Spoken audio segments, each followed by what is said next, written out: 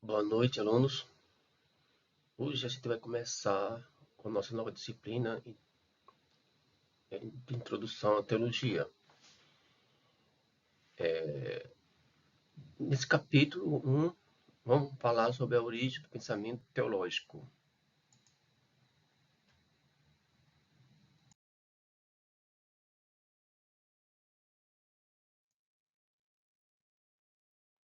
Definindo teologia. Teologia vem do grego, theos, né? Theos quer dizer Deus. Logia, estudo. Logo, teologia é o estudo de Deus, tá certo? A teologia não significa apenas desvendar o porquê das coisas à luz das palavras de Deus, ou buscar as marcas do amor divino em todas as coisas da natureza e da história. É o conhecimento e discurso a partir de Deus, possibilitado por iniciativa e desejos próprios de Deus. Não haveria teologia se Deus não houvesse rompido o silêncio e falado a si próprio. Ou seja, nós não conhecemos Deus porque nós procuramos Deus, mas na verdade Deus se revelou a si mesmo, entendeu? Através de sua palavra. Lógico que o que nós sabemos de Deus vem das Escrituras. Tudo que nós sabemos de Deus, né? Fora a Escritura, não temos nenhum conhecimento de Deus. Então ele se revelou a si mesmo nas Escrituras Sagradas. Tá certo? Não foi iniciativa nossa, mas foi iniciativa dele. Tá certo? Então, assim como não pode haver teologia, né, se o ser humano não se puser a escutar e crer que o que foi dito está escrito é verdade, né? É, é, é complicado, porque para que haja teologia também há a necessidade de haver um receptor, ou seja, aquele que vai ouvir a palavra de Deus. Entendeu? Então, a teologia em si, para existir, ela precisa de dois elementos. Deus se revelando a si mesmo, né? E o homem como um receptor de sua palavra. Amém?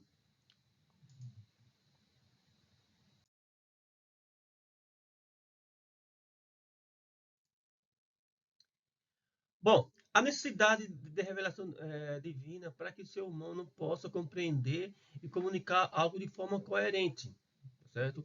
A influência que o pensar teológico tem sobre a vida do ser humano tem de um prestar de conta de seus atos, ou até mesmo quando simplesmente passa a cogitar essa ideia. Ou seja, quando o ser humano ele passa a conhecer a palavra de Deus, ter o conhecimento de Deus, né, ele passa a medir mais as suas ações, principalmente quando elas são ações mais, entendeu? Porque Deus é santo e convém que nós sejamos também santos.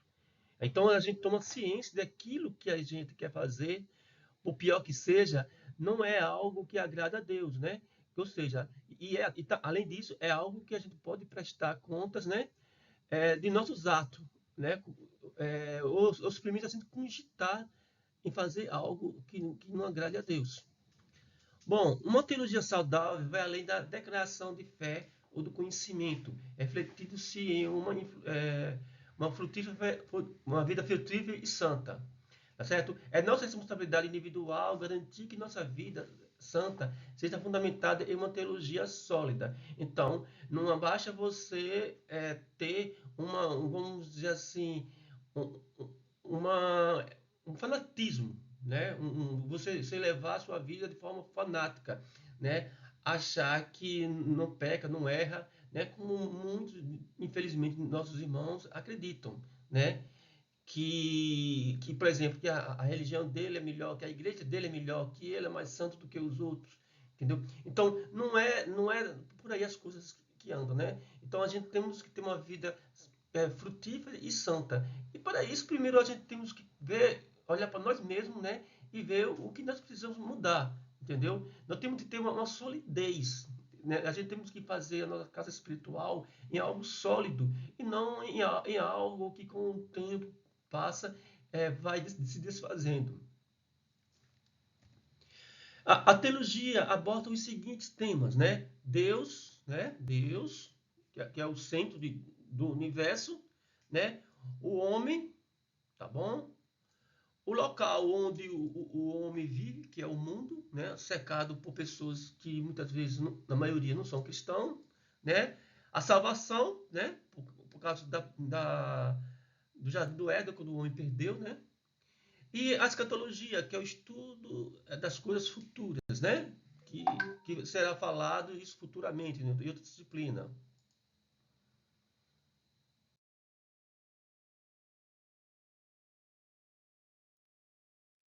Classificação da teologia, né? A teologia ela pode ser classificada por época, tá certo? Por ponto de vista, né? Por ponto de vista e por ênfase. Por época a gente pode falar da teologia patrística, da teologia medieval, da reformada e da contemporânea. Sob o ponto de vista, tem a teologia arminiana, dividida por Armínio. Teologia calvinista, definida por João Calvino. Teologia católica, né? Teologia bartiana, definida por Karl Barth. E teologia de libertação, etc. Né? Além dessas, existem outras. E a teologia por ênfase, né? Que tem a teologia histórica, a bíblica, a sistemática, a apologética e a exegética. Como deve fazer a teologia? Todo cristão é um teólogo, porém nem todo teólogo é um cristão. Tá bom? Então veja bem, nem todo mundo que estuda teologia é cristão, né? Mas todo cristão é também um teólogo, porque ele é um estudioso da palavra de Deus, ele lê a palavra de Deus, ele passa a ter conhecimento da palavra de Deus. Mas nem todo mundo que faz teologia, que é uma pessoa que acredita em Deus. Existem muitos teólogos que são ateus, que são de outras religiões que não a nossa, que é cristã, entendeu? Então, uma coisa não tem nada a ver com outra. É busca por resposta. Bem, a teologia, ela muitas vezes nos ajuda a obter resposta de algumas dúvidas que surgem no próprio ser humano, né? Por exemplo, quem sou eu, né? De onde eu vim, né? E para que vim e para onde eu vou, tá bom? O que há após a morte, não é verdade? Afinal de contas, quem nunca fez a semelhança em indagações? Eu mesmo, pessoalmente, já fiz várias, né? Eu acho que quase todo o ser humano faz, tem essas dúvidas.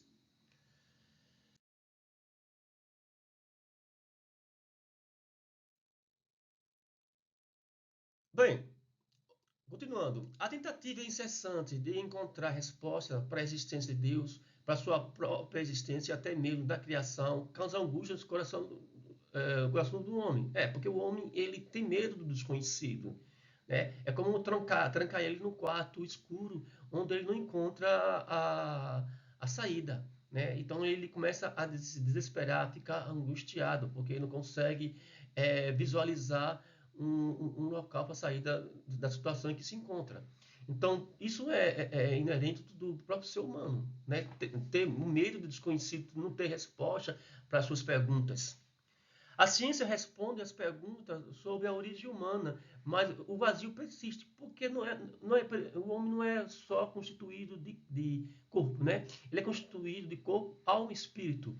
Então, enquanto que o cientista tem que satisfazer a resposta carnal, física, do corpo humano, como ele surgiu, né? Mas a ciência não responde às respostas do ser humano no sentido espiritual.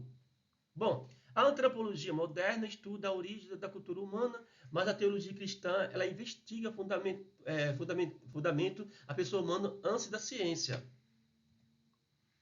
Questões levantadas pela antropologia, né, teológica. Questões sobre o ser humano e o universo. Qual é a nossa relação com o universo físico? O universo foi criado. O universo foi criado para sustentar a nossa vida e satisfazer nossas necessidades.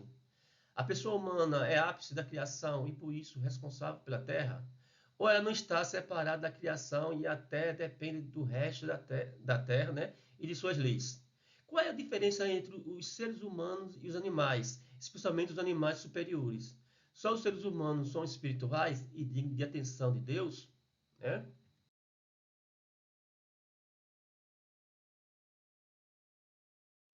Questões sobre a estrutura da pessoa humana. Como os componentes da pessoa interrelacionam sentimento, paixões, impulsos, desejo, intelecto e juízos, corpo, sexualidade, né? Memória e vontade. Há uma ordem de procedência entre esses componentes?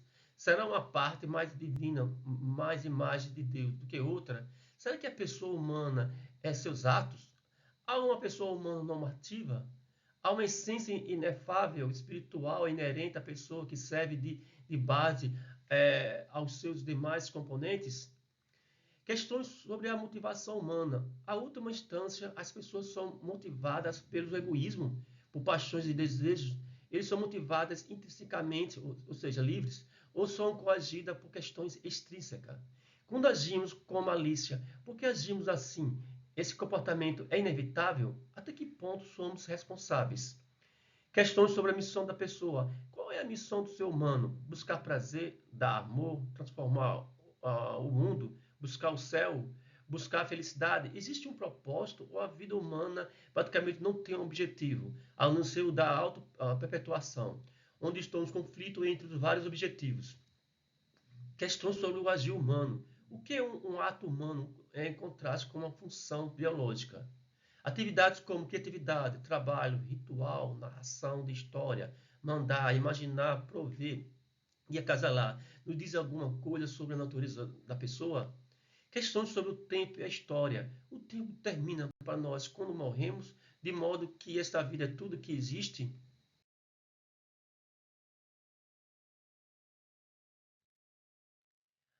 As vidas e as ações humanas individuais tinham algum valor último e significativo, ou apenas fazemos sentido para as poucas pessoas que nos conhecem e para ainda menos numerosas que nos amam?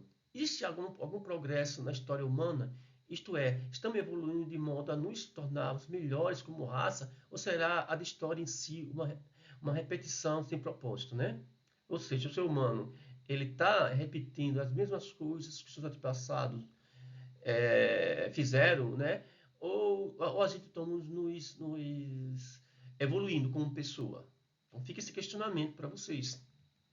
Questão sobre Deus, né? Sugerida por questões sobre a pessoa. Deus é uma pessoa, né? Pessoal. O humano pode conhecer Deus como? Como podemos agir e com base no que nos conhecemos? Deus tem um plano para cada pessoa? Que diferença faz a existência de Jesus de Nazaré para qualquer um dos outros conjuntos de questões? Né? Essas indagações foram feitas, né, no livro de Rausch, né, na página de 204, né, do ano de 2004, página 149 a 150. Né? Essas e tantas outras dúvidas levantadas ao longo dos anos vão levando muitos sábios, literalmente, à loucura, e outros à total cegueira. Esta alimentada por achismo e falta de vida com Deus. Quando muitas vezes não obtemos resposta para nossas indagações, né, nossas dúvidas, muitas vezes a gente vai no achismo e passamos a acreditar que esse achismo é a verdade, é a realidade. Por isso, muitas vezes surgem religiões, né? A igreja se divide porque cada um quer pensar de forma diferente e achar que aquilo que ela pensa, que ela acha, é o correto, né? Ela recebeu uma revelação, que não sei o quê, né? E muitas vezes também divisões da igreja por rebeldia, por puramente rebeldia, né? Em 1 Coríntios 2,6, no capítulo 2, versículo 6 14, ele fala assim: Todavia falamos sabedoria entre os perfeitos, não porém a sabedoria deste mundo, nem dos príncipes deste mundo, que nos aniquilam, mas falamos a sabedoria de Deus, como está escrito: as coisas que o olho não viu, o ouvido não viu, e não subiram, né? Ao coração do homem são as que Deus preparou para que os ama, as quais também falamos, não com palavras de sabedoria humana, mas com os que o Espírito nos ensina, tá certo? Comparando as coisas espirituais com as espirituais. Ora, o homem natural não compreende as coisas do Espírito de Deus, porque não parece loucura e não pode entendê-los, porque ela se discute, ela discerne, né? espiritualmente. Ou seja, o homem que não tenha a plenitude do Espírito na vida dele, ele não consegue entender o agir de Deus na vida dela, no agir da sua cidade, da sua família e no agir do país.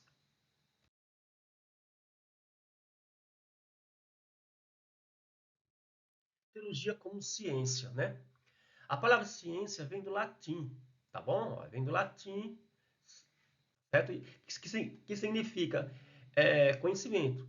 De acordo com o dicionário da língua portuguesa, a ciência é um conjunto de conhecimento baseado em princípios, né? Em certos princípios. A teologia possui traços da ciência que pode ser observada frente a um olhar atento sobre o conhecimento que é produzido pela relação que se estabelece entre o homem e o sagrado. Os principais traços que a teologia possui, né? A criticidade. Criticidade é crítica. Não aquela crítica destrutiva, mas crítica é de você estudar e ir em fundo naquele objetivo, entendeu? Naquela dúvida, naquele tema, tá bom? Tem como tarefa discriminar, né? Doutrina daquilo que é crença popular e opinião teológica, entendeu? Isso é uma crítica. Quando a gente muitas vezes a gente fala em crítica, acha que é uma coisa negativa, mas existe também a crítica em si, ela é algo em que você duvida de algo, sempre está duvidando de algo para que possa discernir o que é certo e o que é errado, tá bom? Reinterpretar a língua da igreja para refletir sempre adequadamente a fé que ela tem por missão expressar. A sistematicidade, né? Como outra ciência, possui determinado conjunto de saberes estruturado, ordenando os dados e sistemas que dê conta, tanto quanto possível, dos conhecimentos sobre o sagrado e a fé.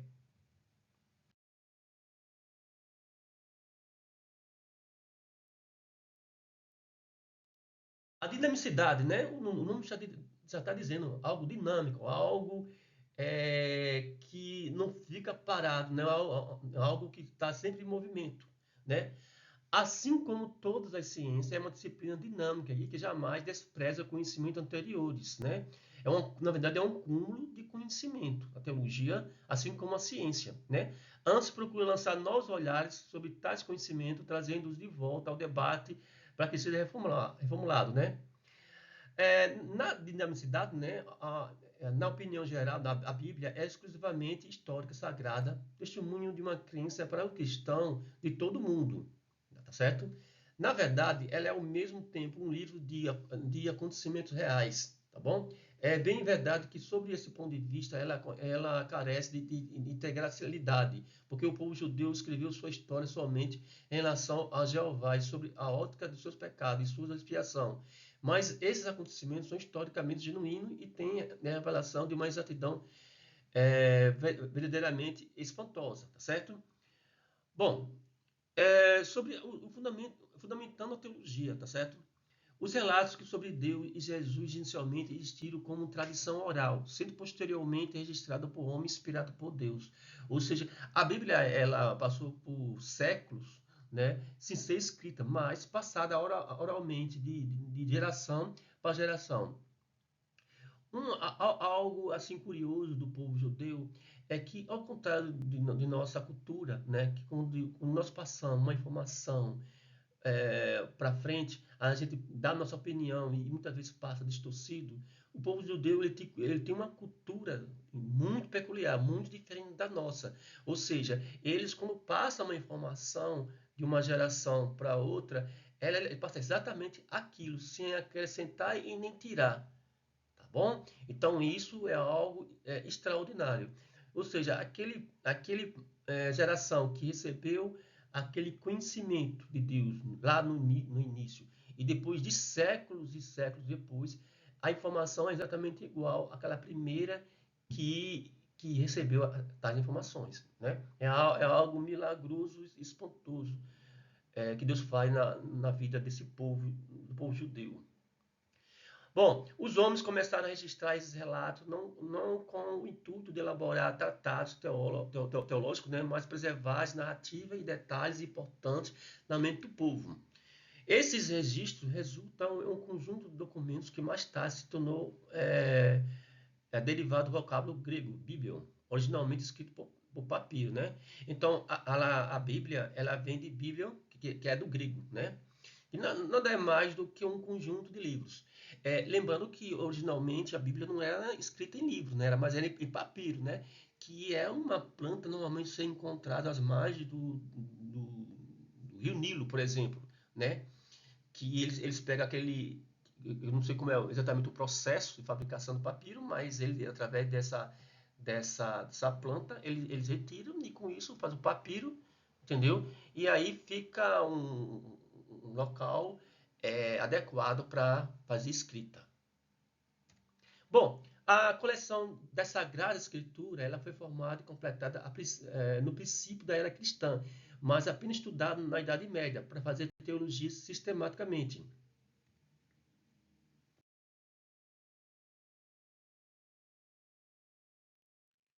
Bom, o papel das escrituras sagradas na teologia, né?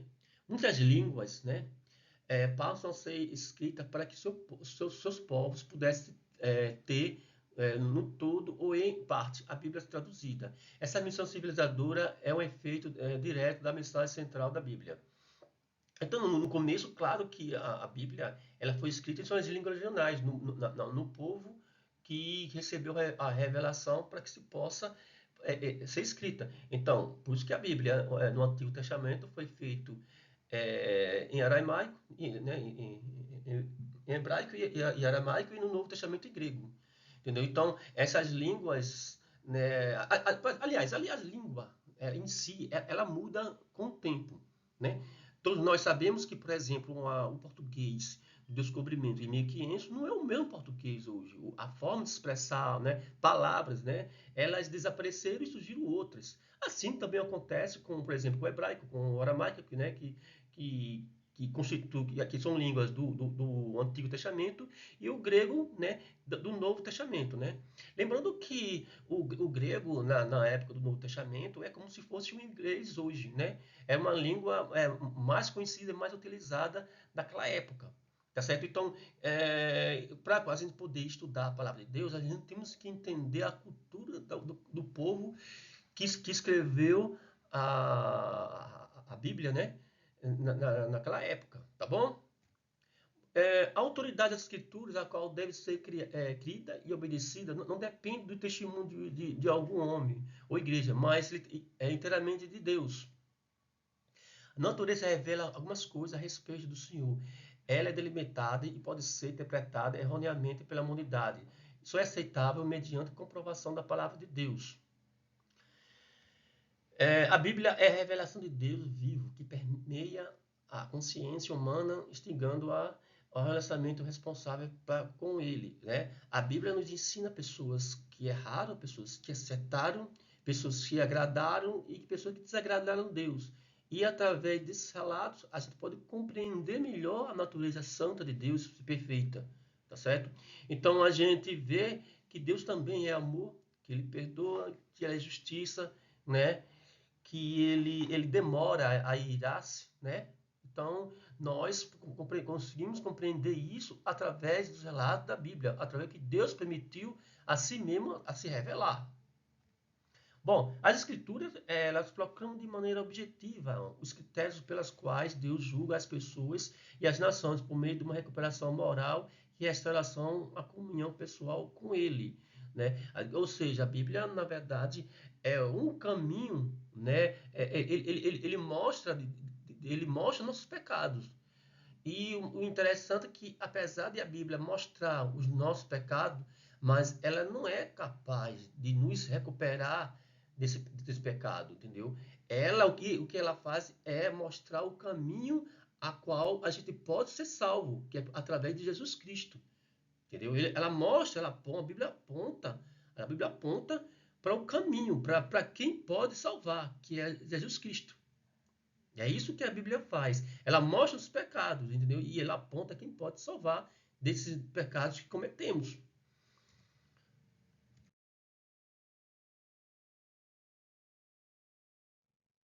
Bom, a interpretação das Sagradas Escrituras, né? Quando um sentido, né, literal da Escritura fizer sentido, não procure outro sentido para elas. O que ele quer dizer é o seguinte: se existe na Bíblia palavras literais. Palavras literais são aquelas que tem um sentido do dicionário, aquela que é o que você está vendo, aquele sentido, né? Por exemplo, o aluno tá sentado, um aluno de camisa vermelha e calça jeans está sentado na cadeira. Aí eu digo, olha, o aluno tal está sentado na cadeira, pronto. Esse é o sentido literal. Ele está sentado e a camisa dele é vermelha e ele está de calça jeans. É o sentido literal, né? E tem um sentido figurado, que a Bíblia é cheia de símbolos, né? E esse é o sentido figurado, né? É, o que faz aumentar o nosso conhecimento a respeito do texto ou da frase em si, entendeu? Isso é a função da figura literal, aliás, da figura no sentido figurado, tá bom? Então, quando a Bíblia, você lê um texto, a Bíblia está dizendo isso, pronto, é isso e pronto, acabou. Quando ela está falando no sentido literal, entendeu? Cada afirmação das Escrituras deve ser lida em seu contexto adequado, pois toda palavra contida na Bíblia faz parte de uma sentença. Então, quando você for ler a palavra de Deus, não se baseie na sua sentença em um só versículo, ou seja, na sua compreensão em um só versículo. Você tem que ler o contexto, né? Ou seja, o que vem antes, o que vem depois daquele versículo, e o capítulo, e muitas vezes até a própria Bíblia mesmo. Entendeu? Ela tem outras partes da Bíblia, outras partes dela, que explica muito bem aquele versículo em que você está dúvida. Tem dúvida. Por isso que normalmente, em alguns versículos da Bíblia, existe uma letrinha ou um número, né? Que embaixo tem o local onde você pode encontrar o mesmo trecho em outra parte da Bíblia. Isso nos ajuda bastante a compreender melhor em que sentido o autor ele está falando naquele trecho, naquele versículo, né? Ao buscar uma interpretação de um texto, o assunto específico da Sagrada Escritura, devemos ter cuidado para não contradizer o ensinamento total dessa Escritura. Ou seja, pode acontecer de você pegar um versículo da Bíblia e aquele versículo, muitas vezes, aparentemente, está contradizendo outra parte, outro local da Sagrada Escritura. Então, para você tirar essa dúvida, você tem que ler, né, você tem que ter esse cuidado, entendeu? Para você não ter uma interpretação errada. Aí, quando você recorre, o que eu falei no item anterior, você tem que ler o contexto da história, né? O antes e o depois, né? Para depois você não levar algumas interpretações erradas para a sua vida pessoal, para a sua casa, para a sua família, né? Para o seu agir, né? E você achar que está certo, né? Que você acha que está certo de acordo com aquele versículo que você leu, tá bom? Muitas vezes nos deparamos, né, em um relacionamento que nossa concepção parece errado, mas ao invés de pressupormos que o escritor daquele texto cometeu algum engano, devemos levar em consideração 3 pontos, né? Vamos ver quais são esses 3 pontos que a gente é, leva em consideração ao a gente ler um texto da palavra e a gente achar que tá errado. Tá certo? Então, no primeiro tempo, as cópias elas podem conter inexatidão. Lembrando que a Bíblia ela é infalível. Ela foi feita por um homem inspirado por Deus. Mas veja bem, a Bíblia do original é que contém vamos dizer, esse selo. Mas a Bíblia há cópias de cópias e cópias de cópias. Então, pode ter ocorrido pessoas de cultura diferente ter pego a Bíblia a original, o texto original, interpretado conforme a cultura dele, ou a época em que ele viveu, ou mudado alguma frase, não com a intenção vamos dizer assim, de manipular a palavra de Deus, mas sim de ajudar na interpretação. E muitas vezes essa frase, essa expressão que ele utiliza, ele tem mais de algum sentido na época dele, ou na cultura dele, ou na língua dele. Então pode haver alguma confusão com relação a isso. Não que a Bíblia esteja errada, não estou falando isso. Eu estou falando que muitas vezes pode haver que as cópias das cópias pode haver falhas, porque essas cópias não foram feitas, vamos dizer assim, só pelo povo judeu. São feitas por diversas culturas e diversas línguas. Tá bom? Então a gente temos que ter cuidado para a gente não interpretar algo errado baseado numa informação que pode não ser bem aquela, né? Principalmente na questão de língua, né? Que é algo que a gente tem que ter cuidado, porque, como eu falei, a língua humana ela é dinâmica, ela muda, né? De cultura para cultura, de época para época. Outro ponto também, a tradução do grego ou hebraico pode conter falhas, né? Então, como eu falei para você, o Antigo Testamento, né? Que é que foi o hebraico e o grego, que foi o Novo Testamento, quem traduziu, né? Aí a gente recorre ao interior. Pode ter colocado texto ou alguma frase, alguma expressão que naquela época que ele escreveu parecia ser mais coerente, né? Com o que ele estava vendo na língua original. Entendeu? Então pode ter havido alguma falha. Não estou dizendo que existe. Estou dizendo que pode ter acontecido, principalmente porque o ser humano é falho. Principalmente aquelas pessoas que elas já tiraram do texto original e já fizeram cópia, depois outras fizeram cópia da cópia e por aí vai.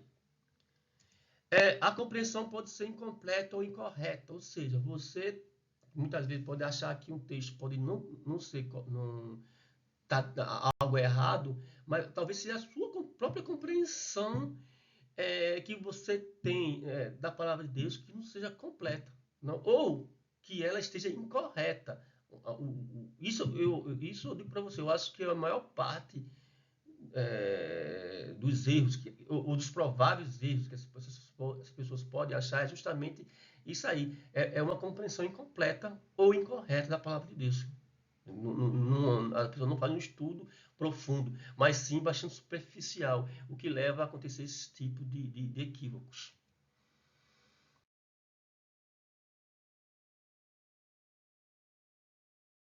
Bom, concepção teológica, né? Introdução, né? São, quais são esses termos? Eles têm origem grega, né? Por exemplo, o teocentrismo, o monoteísmo e o politeísmo, tá bom? Elas têm origem grega, as expressões. Bom, o teocentrismo, né? É Deus no centro, né? O nome está dizendo, considera Deus como o centro de tudo, né? Que foi criado por ele e por ele, né? O monoteísmo, né? Mono quer dizer único. Mono quer dizer único. Teo quer dizer Deus, né? É, é a mesma coisa, questão de teologia aqui, tá vendo aqui? Teologia, né? Tá bom? É a mesma coisa de teologia. Teo quer dizer Deus, né? E mono, único.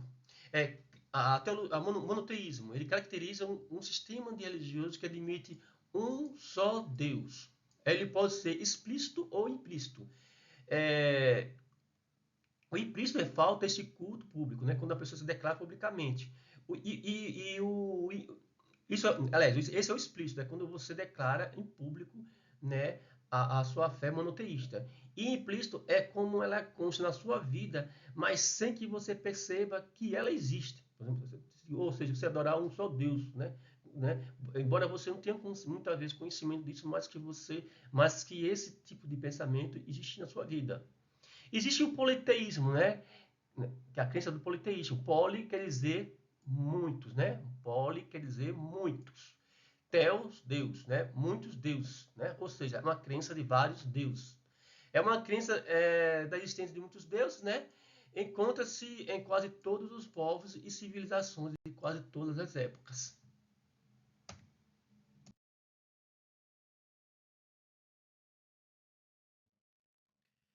O teocentrismo, né? O teocentrismo, né? Aí tem esse versículo, né?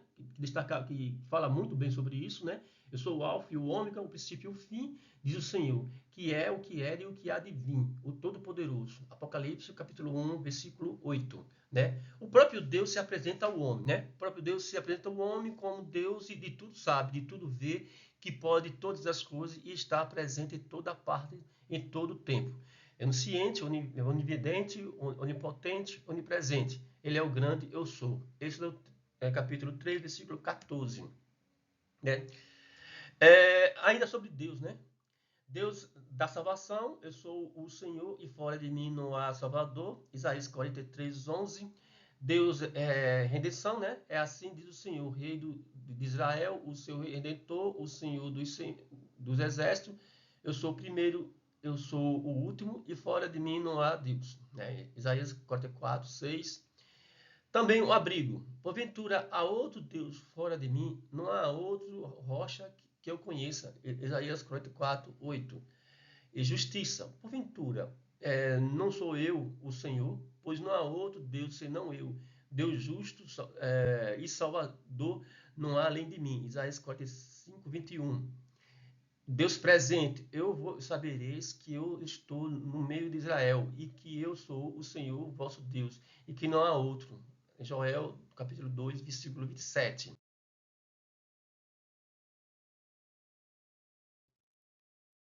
O homem busca na dimensão humana um entendimento de si mesmo e de toda a criação, que só pode ser alcançada na dimensão espiritual. Assim diz o Senhor, o Santo de Israel, e aquele que formou, perguntai-me as coisas futuras, demandai-me acerca dos filhos, acerca das obras das minhas mãos. Isaías capítulo 45, versículo 11.